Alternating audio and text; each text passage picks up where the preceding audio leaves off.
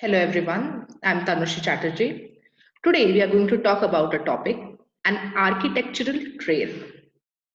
In this chapter, we are going to talk about the temple architecture, Indo-Islamic architecture, architecture under the Delhi Sultanate, the Mughal architecture and the provincial architecture. The temple architecture. Temple architecture was the most notable architectural development of the period.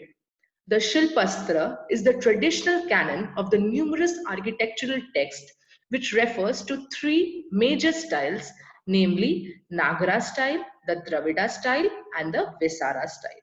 So, what exactly are these styles? The Nagara style. The Nagara style of the temple architecture is seen in the temples of North India. The important features of the Nagara style include the Garbhagriha, the Mandap, the Pradakshinapath, Shikara, Amalka. Let's talk about them in detail. The Garbhagriha is the innermost chamber where the image of the deity is kept. Mandap is an assembly hall for the devotees. The Pradakshina Path is the passage around the Garbhagriha.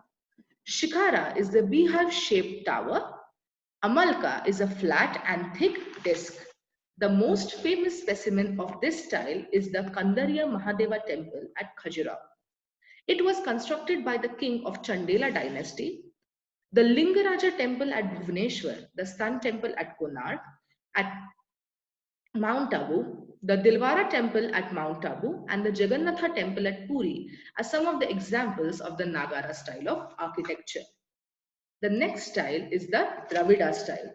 The temples found in South India are a pinnacle of the Dravida style of temple architecture. The important features of the Dravida style of temple architecture comprise the Garbhagriha, the Mandap, the Viman, the Gopuram, and the Shikara. The Garbhagriha is the main shrine where the image of the chief deity was placed.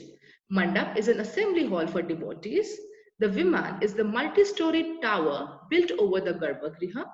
The Gopuram is a lofty gateway. The Shikara, it is a crowning element of the temple which usually shaped like small stupika or a dome. What do we mean by the Vesara style? The Vesara style is a hybrid style that borrowed many features from the Nagara and the Dravida styles. The temple of the Deccan region are an excellent example of this style. Its beginning may be traced back to Chalukyas of Karnataka, who merged the two styles and built temples that were a combination of the Nagara and the Dravida style. The style was further polished by the Rashtrakutas of Manyakhet in Ellora, also by the Western Chalukyas in Lakundi, Dambal, Gadang, etc. The Hoysala temples in Halebidu, Vellore, Somanathpuram also fall under this category. An apsidal type of Viman is the distinctive feature of the Visara style of temple architecture. The next form of architecture that we are going to see is the Islamic architecture. The advent of the Turks introduced many new elements in the field of Indian architecture. These were very distinct from the already prevailing tradition. The interaction of these two distinct styles got assimilated and gave birth to the Indo-Islamic style of architecture. It was during the Mughal period that the Indo-Islamic architecture reached its zenith, and some of the greatest monuments of India were built. So there were very distinct characteristics of Indo-Islamic architecture. What were those? The distinctive feature of the Islamic architecture is the introduction of a true arch and a true dome. Some features such as decorative brackets, balconies, etc. were adopted from the traditional style. The chhatris are domed kayaks resting on pillars, minarets, tall towers, etc. were another prominent feature. Human worship and its representation are not permitted in Islam. Therefore, we find the buildings generally decorated in geometrical and floral motifs. Calligraphic verses from the Holy Quran were engraved. This combination came to be known as arabesque. The use of lime as a mortar was a major element. It was distinct from the traditional building style. Tomb architecture was another significant feature of Islamic architecture. The Mughals added a new element by introducing gardens around the tomb. which is subdivided into square compartments called as Char Bagh. One of the significant features of the Indo-Islamic architecture was the introduction of the double dome, the Petra Dura style of inlaid decorations. Moving on is the architecture under the Delhi Sultanate. The architecture evolved under the Delhi Sultanate had a distinctive characteristic. The Delhi Sultanate built many monuments, but the first monument raised at Delhi after its occupation by Qutbuddin Aibak was the Quwat ul Islam Mosque. He also built Adhai Din Ka Jhunra at Ajmer. Another remarkable monument associated with the names of Qutbuddin Aibak and Iltutmish is the Qutub Minar. It is 72.5 meters high and made of red and white sandstone and marble. He laid the foundation of Qutub Minar and built the first story, to which Iltutmish added 3 more stories. Numerous inscriptions inscribed in Arabic and Nagari reveal the history of Qutbuddin. Moving on to the Mughal architecture. The Mughal emperors were lovers of nature and art. They constructed excellent mosques, fort, palaces, cities, baulis, gardens with running water. Babur was born as an aesthete. His memories reveal that 680 stone cutters worked daily on his buildings at Agra, Bayana, Dholpur, Gwalior, and Kuil. He was very fond of gardens and laid out several gardens in India. Under Humayun, there was not much progress seen in the field. The tomb of Humayun in Delhi was built by his widow, Hamida Banu Begum, which shows strong Persian influences.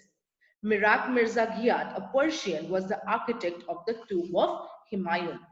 It was erected during the reign of Akbar. It is the finest example of tomb architecture and one of the earliest buildings to use double domes in India. The Mughal Empire in India really began with Akbar's victory in Second Battle of Panipat, and his reign gave impetus to the Mughal architecture. He built a series of forts, and the most famous one being in Agra. It is built in red sandstone. He adhered to Persian ideas and also introduced Hindu styles of architecture in many of his buildings. It is illustrated in the Jahangiri Mahal, which he built inside the Agra fort. The greatest architectural achievement of Akbar is the city of Fatehpur Sikri. He built a triumphal archway, Buland Darwaza. It is in the style of half-dome portal. The important buildings at Fatehpur Sikri are Jodhabai's Palace, Birbar's Palace, the Diwan-e-Am, the wonderful Diwan-e-Khas, the Jama Masjid, the tomb of Sheikh Salim Chishti, and the Panch Mahal. During the reign of Jahangir, the number of buildings built were comparatively less than his father Akbar. He erected a tomb of Akbar at Sikandara. The other is the tomb of Imtiad-ul-Dawla at Agra, built by Noor Jahan for her father. It was built of white marble and decorated with semi-precious stone called Pietra Dura style. Extensive architectural works was carried out by Shah Jahan. Shah Jahan built the Red Fort in Delhi, which has numerous beautiful structures inside, such as Diwan-e-Am, built of red sandstone, Diwan-e-Khas, which housed the Peacock Throne. He built the Moti Masjid in white marble at Agra, and another notable building is the Jami Masjid in Delhi, built of red sandstone. A lofty gate, lean minarets, and a series of domes are the significant feature of Jama Masjid. The most incredible and splendid example of architectural beauty and peace is Taj Mahal, built by Shah Jahan in memory of his wife Mumtaz Mahal. All the architectural forms developed by the Mughals are aptly reflected in the Taj Mahal. The significant feature of this white marble monument is its massive dome, 4 slender minarets, delicate marble screen, Pietra Dura inlay works, kayaks. The monument is placed in the middle of the garden. Aurangzeb's period marks a turning point and the style of architecture began to deteriorate. The Badshahi Masjid at Lahore is the most important out of his few structures. The tomb of Rabia ud-Dawrani at Aurangabad is a feeble imitation of the Taj Mahal. With Aurangzeb's death, the life and spirit of Mughal architecture collapsed completely. The Mughal fondness for gardens can be seen in their architectural specimens, as the Mughal tombs were generally placed at the center of the gardens. They were well versed in planning and constructing the gardens. The famous Mughal gardens are the Charbagh Gardens at Taj Mahal, Shalimar Garden at Lahore, Nishant Bagh at Kashmir, and Pinjore Garden in Haryana. Moving on to the provincial architecture. The Indo-Islamic architectural tradition exerted great influence on the provincial kingdoms also. A large number of regional kingdoms emerged during the period. The provincial styles also drew inspiration from palaces, forts, tombs, and other architectural edifices built by Muslim rulers.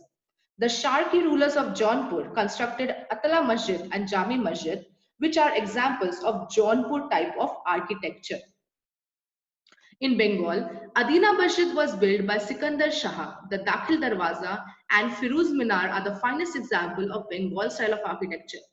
In Deccan, Bahmani Sultans built Jami Masjid at Gulbarga, Chand Minar at Daulatabad, the Madrasa at Muhammad Gawan at Bidar. The Gol Gumbaz at Bijapur in Karnataka is the finest structure, as its dome is one of the largest of its kind. The Charminar, a triumphal archway at Hyderabad, is a striking example of Deccan architecture. Despite the rise of Indo-Islamic architecture, the Hindu school of architecture survived. The Marathas excelled in fort architecture. Their architecture was largely also influenced by the geographical conditions of the region. The Vijayanagar rulers constructed several beautiful structures at Hampi. The Virupaksha temple and the Hazara temple are the finest specimens of Indian architecture. The Rajputs were great patrons of the architecture. They managed to retain varying degrees of independence and produced important works. The finest examples are their forts and palaces. The Mehrangarh Fort of Jodhpur, the Chittorgarh Fort, the Man Mandir Palace at Gwalior are their magnificent works. Rana Kumbha's Tower of Victory, which he constructed to commemorate his victories, speaks about their architectural skills. The several structures exerted considerable influence on the development of the Mughal architecture carried out at Fatehpur Sikri. This is all about the topic. This is all about the architectural trial and how in all the rulers influenced the architecture all around in India. I hope this was helpful. Thank you.